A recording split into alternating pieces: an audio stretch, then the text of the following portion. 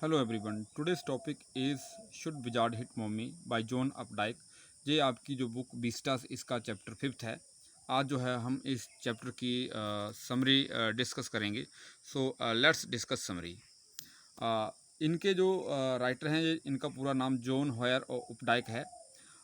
ये American novelist, poet, short story writer, art critic, literary critic हैं।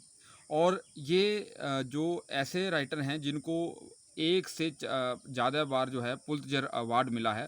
तो चार जो ऑथर से उनको ये अवार्ड मिला था एक से ज़्यादा बार पुलित्ज़र। तो उनके नाम जहाँ पे स्क्रीन पे लिखे गए हैं, आप देख सकते हैं।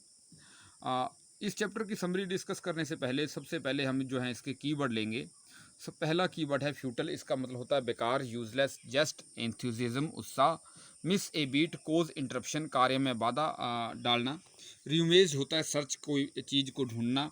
वियरीनेस, टायर्डनेस, थकावट। रैप्ट, लोस्ट इन थॉट्स, भाव विभोर हो जाना। एस्टाउंडर्ड, सरप्राइज्ड, हैरान होना। Fantastic, strange. Drupe, hang down, लटक जाना। फेनिंग, प्रिटेंडिंग, दिखावा करना। रेयर होता है अनयूजुअल, अस्वाभाविक। इस स्टोरी के अंदर दो तरह के व्यू पॉइंट प्रेजेंट किए गए हैं। एक व्यू पॉइंट एडल्ट का है और दूसरा व्यू पॉइंट चिल्ड्रन का है। जब बच्चे बड़े होते हैं वो इनक्विजिटिव बन जाते हैं, वो प्रश्न पूछना शुरू करते हैं, वो लॉजिकली थिंक करना शुरू कर देते हैं और कई प्रश्न पूछते हैं। और कई बार वो अपने पेरेंट्स को भी कॉन्ट्राडिक्ट करते हैं, उनका विरोध करते हैं।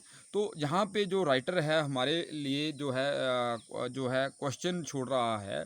शुड पे रीडर्स के लिए, शुड पेरेंट्स फील एनवायर्ड और should they satisfy the child's curiosity in a logical manner. क्या जो पेरेंट्स हैं उनको इस बात से क्षुब्ध होना चाहिए, जब बच्चों की क्यूरियोसिटी को लॉजिकल मैनर में सेटिस्फाई करना चाहिए। ये जो मोरल इशू है ये इस स्टोरी के अंदर रेज किया गया है इस स्टोरी के अंदर। तो ये जो स्टोरी बेसिकली जो है फादर और डॉटर के बारे में है। फादर जो हैं, फादर का नाम इसके अंदर जैक है और डॉटर का नाम जो है। जब जो 2 ईयर ओल्ड थी तो फादर ने स्टोरी सुनाना शुरू उसको किया।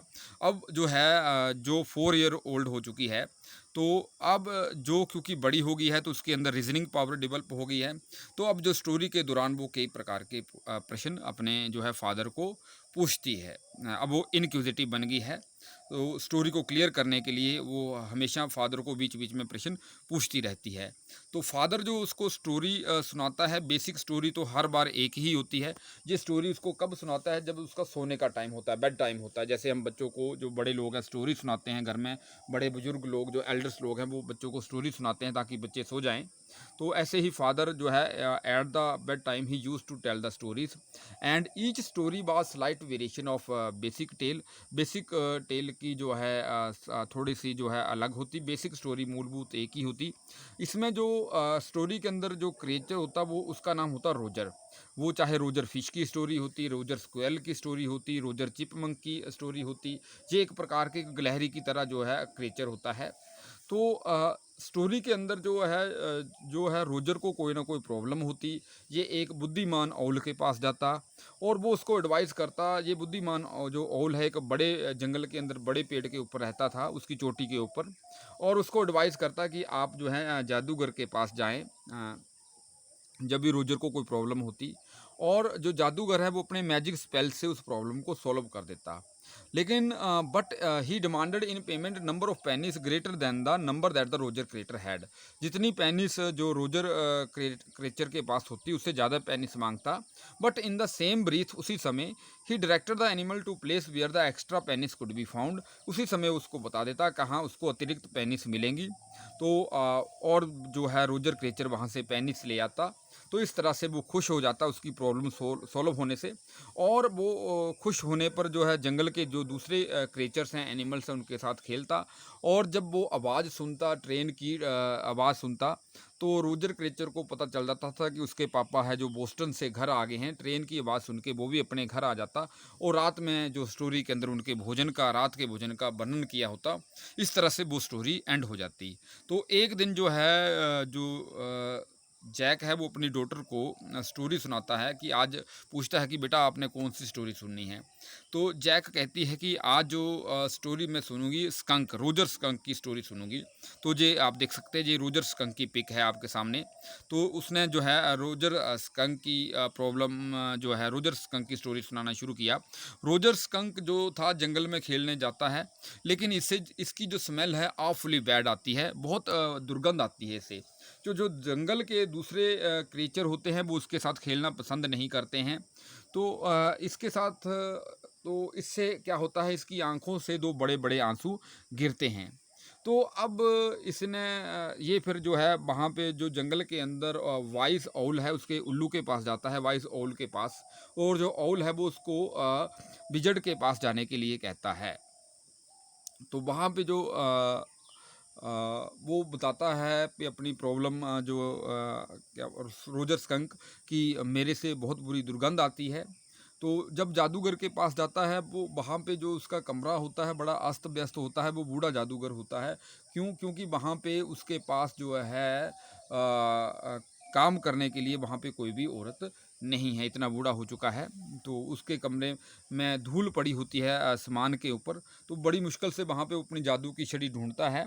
और वो जो है तो उसने अपनी समस्या बताई कि जो है मेरे से बहुत बुरी स्मेल आती है, awfully bad, and the other animals do not like to play with it, इसके साथ नहीं खेलते थे। सो जो विजर्ड है उसने अपना मैजिक बैंड लिया and he change it's smell, उसकी स्मेल को चेंज कर दिया। अब जो इसमें से है रोजेज़ की स्मेल आनी शुरू होगी, इट स्मेल्ट लाइक रोजेज़। सो अब जो बड़ खुशी खुशी ये आ जाता है। इसके जो फ्रेंड हैं, फ्रेंड एनिमल्स हैं, वो अब इसमें जंगल में इसके साथ खेलना शुरू कर देते हैं। तो इन्होंने जंगल के अंदर कई प्रकार की गेम्स खेली, जैसे पिकअप स्टिक्स खेली, बेसबॉल खेला, सोकर खेला। तो कई प्रकार की वहाँ पे गेम खेली उस दिन। तो अब ये अपने घर आता है ट्रेन की आवाज़ सुन के। तो लेकिन जैसे घर पहुँचता है, it's mummy don't like this smell, इसकी मम्मी को ये स्मेल अच्छी नहीं लगी। मम्मी है वो एंग्री हो जाती है इसकी ये स्मेल पाकर। तो और उसको डांटा, इसके लिए स्कोल्ड किया इसकी जो मदर है। और उसको जादूगर के पास ले जाती है और साथ में एक अम्ब्रेला ले जाती है। तो वो विजर्ड को कहती है कि इसकी जो पहले वाली स्मेल है इसको रिस्टोर करें, रोजर स्कंक की स्मेल को। तो विजर्ड जो विजर्ड होता है, जादूगर होता है, वो रिस्टोर कर देता है स्कंक की स्मेल को। लेकिन मम्मी क्या करती है, वो विजर्ड को एक अम्ब्रेला से हिट कर देती है।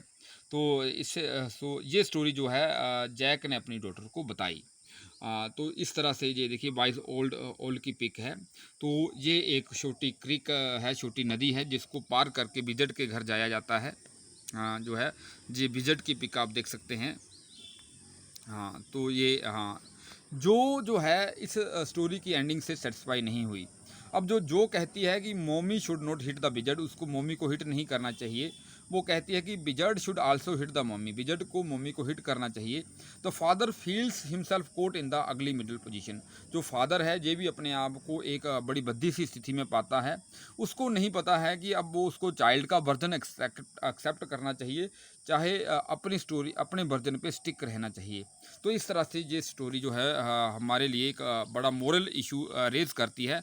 और ये जो राइटर है ये रीडर्स के लिए ही छोड़ देता है कि उसको कैसे रिजोल्व करना है। सो इस वीडियो को आप ज़्यादा से ज़्यादा लाइक करें, शेयर करें, सब्सक्राइब करें।